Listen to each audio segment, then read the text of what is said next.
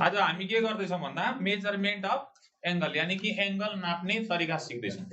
अब एंगल नाप्ने तरिका कसरी भन्दाखेरि यहाँ सुनौ, पहिला हामीले के गर्नुपर्ने हुन्छ, एउटा फिगर ड्रा गर्नुपर्ने हुन्छ।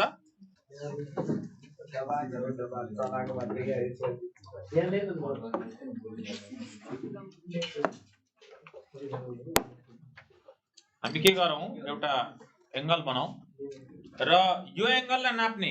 अब यो एंगल कसरी नाप्ने भन्दाखेरि यो एंगल कसरी नाप्ने त्यो चाहिँ हामी पहिला गरौँ।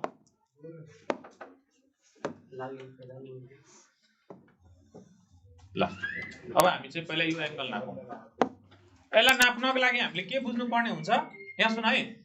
सबभन्दा पहिला हामीले एंगल कहाँ बनेको छ, एंगल के हो भन्दाखेरि एंगल भनेको दुईटा लाइनहरु एकअर्कासँग भेट्दा यानी कि दुईटा लाइनहरु एकअर्कालाई काट्दा काटिएको ठाउँमा बनाएको कुनालाई के भनिन्छ, एंगल भनिन्छ। पहिला हामीले त्यो बुझेका छौं।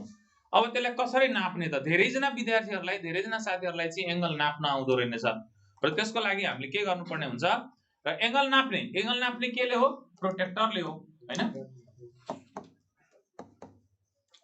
प्रोटेक्टरले हो।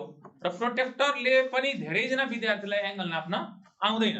सो आज हामी त्यसकै बारेमा सिक्दै छौं र यसलाई यसरी नापौं। नाप्नको लागि सबभन्दा पहिला प्रोटेक्टर निकालौं। यो प्रोटेक्टर हो। अब हेर त, पहिला यो प्रोटेक्टर युज गर्नु भन्दा पहिला म तपाईहरुलाई एउटा कुरा बुझाउँ। कुनै पनि एंगल बन्नको लागि दुईटा लाइन चाहिन्छ। दुईटा लाइनले चाहिँ कुना बनाउनु पर्यो। त्यो कुनालाई हामी कोण भन्छौं अर्थात एंगल भन्छौं। भनेपछि एउटा लाइन चाहिँ इनिशियल पोइन्ट हुन्छ। इनिशियल पोइन्ट भनेको इनिशियल डिग्री यानी कि इनिशियल डिग्री भन्नाले 0 सुरुवातको र अनि फाइनल। त यो इनिशियल लाइन देखि लिएर फाइनल लाइन सम्मको जुन यहाँ हामीले आर्क छ, यो आर्कले के बनाए त, एंगल बनाएको छ। भनेपछि सुरुको एउटा 0 हुन्छ र अर्को चाहिँ फाइनल यो कति डिग्रीमा छ भनेर हामीले मेजर गर्नको लागि ठ्याक्कै प्रोटेक्टर युज गर्छौं। अब प्रोटेक्टर युज गर्दाखेरि कसरी युज गर्ने, यो पोइन्ट यहाँ जुन पोइन्ट छ अनि यहाँ ठ्याक्कै यो रातो लाइनले दुईटा बनेको छ, यो दुईटा पोइन्ट दुईटा लाइनलाई जोड्ने जुन पोइन्ट छ, यो पोइन्टलाई हामी के गर्ने, यो मिटिङ पोइन्टमा राखिदिने है। र अर्को कुरो, खाली यसरी राखेर मात्रै भएन, तपाईको प्रोटेक्टर यसरी पनि बन्न सक्छ, यसरी पनि रहन सक्छ। सो हामीले के गर्नु पर्यो भन्दाखेरि तल्लो लाइन, यो तल्लो लाइन जुन हुन्छ सबभन्दा अन्तिममा प्रोटेक्टरको, त्यसलाई हामीले के गर्नुपर्छ, ठ्याक्कै तल्लो लाइनमा यसरी बसाउनु पर्छ। अनि तल्लो लाइनलाई हामीले के गर्यौं, तल्लो लाइनमा बसायौं। अनि अर्को लाइन चाहिँ हामीसँग यहाँ सेतो लाइन यसरी गएको छ, यहाँ गएको छ भने चाहिँ हामी के गर्ने भयो, यो लाइनलाई उठाएर ठ्याक्कै हेरौँ त यहाँ कति डिग्री बनेको छ। यहाँ देख्नुभयो 47.2।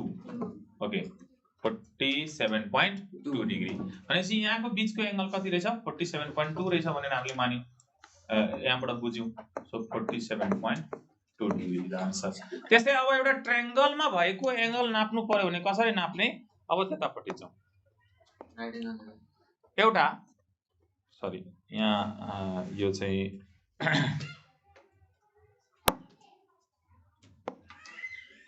एउटा ट्रायंगल ल्याउँ।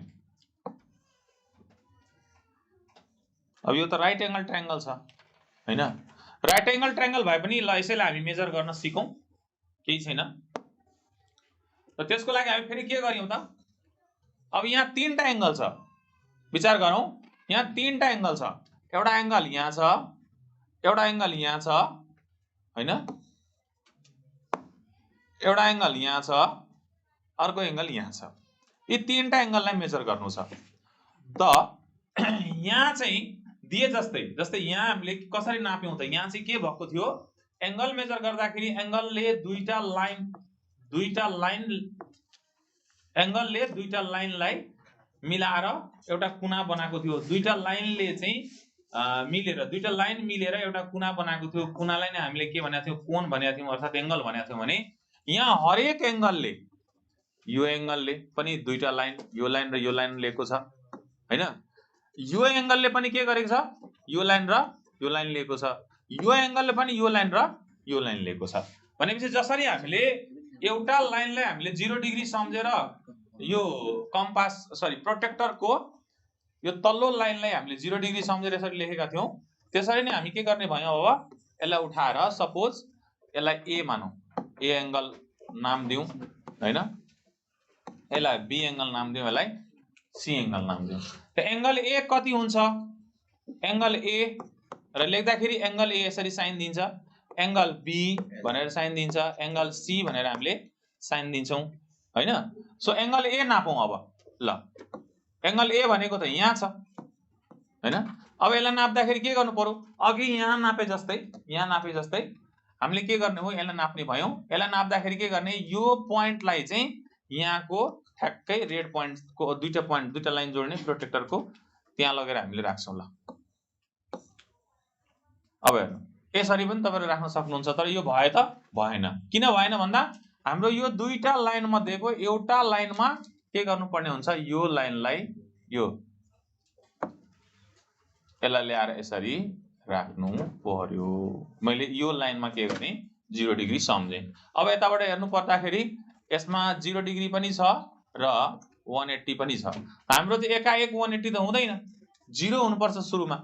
त 0 को लाइनमा भएको एंगल हेरौं, यहाँ 0 डिग्री सरी 0 डिग्री, अनि त्यसपछि यो लाइनमा पनि हामीले के गर्नु पर्यो, यो लाइनमा हेरौं कति डिग्रीमा बनाएको छ यो लाइन, ठ्याक्कै कति डिग्री हुने भयो 44.4 डिग्री देखाएको छ।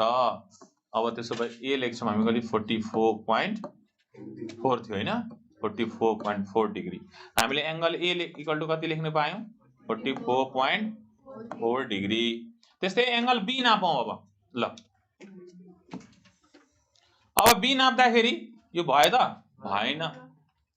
कम्पास प्रोटेक्टर तपाईहरुले पनि यसरी झुकेर राख्नुहुन्छ, अनि तपाईहरु यसरी भन्नुहुन्छ यो लाइन त सर बसो त, होइन 0 डिग्री को लाइनमा हामीले यसरी हेर्न राख्नुपर्छ यसलाई। सरी सबभन्दा पहिला यो पोइन्ट मिलायौं, त्यसपछि सरी ल यसरी राखौं र यो लाइनलाई हेरौं त, यो लाइनमा राखौं त कति डिग्री हुँदो रहेछ।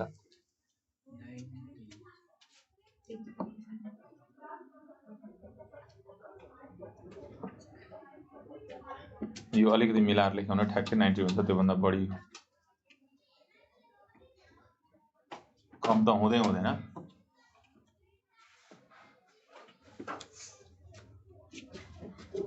ल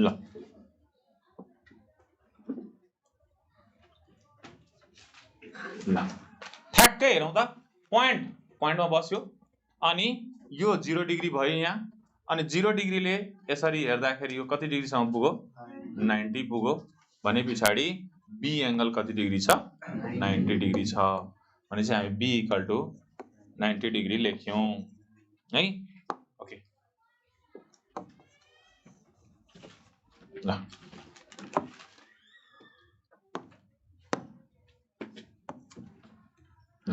90 डिग्री। अब सी ले नापौं यसरी नै। त सी एंगल बन्नको लागि पनि यो लाइन र यो लाइन मिलेर बनेको छ नि त। हामीले के गर्ने भयो त, यो पोइन्टलाई पहिला पोइन्टमा मिलाउँ, ठीक छ, अझै भएन, यो लाइन पनि लाइनमा हुनु पर्यो। त हामीले लाइनमा मिलायौं कि मिलेन, अझै हामीले के गर्नु पर्यो, यहाँ लानु पर्यो। गुड।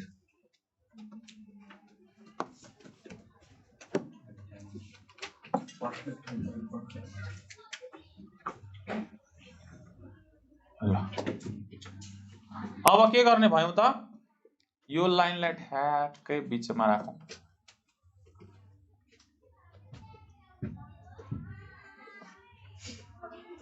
भयो र यसलाई पनि ठ्याक्कै राख्दा अनि यसलाई चाहिँ हेरौं त यो कति डिग्री हुन्छ।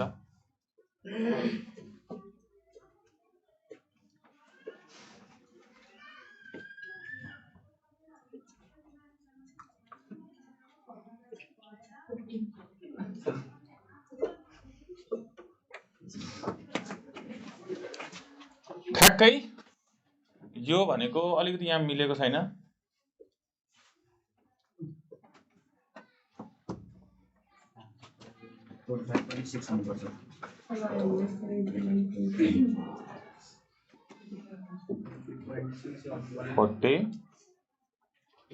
45.6 आउनु पर्छ 45.6